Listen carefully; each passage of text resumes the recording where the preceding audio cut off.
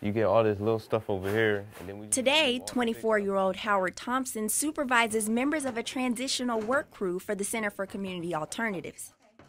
7 months ago, he was doing time in prison. I got myself into a lifestyle that wasn't supposed to ever be in.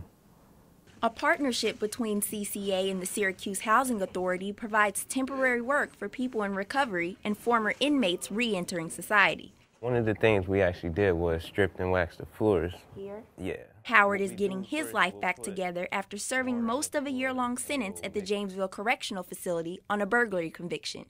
It's a crime he says he committed when he was down and out. You just spend time by yourself a lot, especially behind the doors, and you ain't got nobody else to talk to.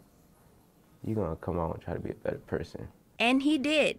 Howard was mentally ready for a change and headed straight to the place that could jumpstart his second chance. I knew CCA was something that would be able to help me out with my situation, as in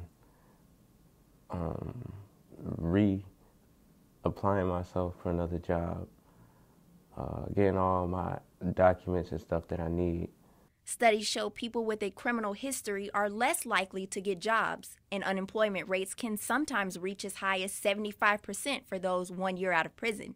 It's why experts say transitional programs are so important in the reintegration process. The level of discrimination that exists out there for the folks that we're dealing with is huge, and they experience it every day, and we're here to help them as best we can overcome those barriers and move forward in their lives in a positive way. Lawmakers here in Syracuse are pushing ban the box, meaning job seekers would no longer have to check a box on applications if they have criminal backgrounds.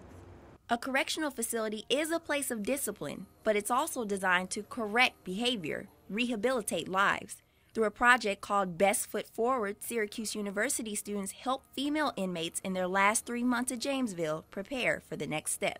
Our project focuses on working with women on transitional programs in the sense of resumes, cover letters, and job placement and schooling. So anything they need there, that's what we do for them.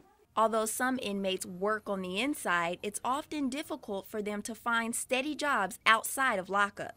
Some people believe having that stability can keep ex-convicts out of more trouble. It doesn't take a far leap of logic to understand that if somebody has a job and is making a living wage and has a secure place to live, that they're less likely to resort to desperate criminal activity in order to fund their lives. You got all that paint off the floor? And as someone who went from being an inmate to a boss, Howard has a simple piece of advice for others like him. Look where you just came from.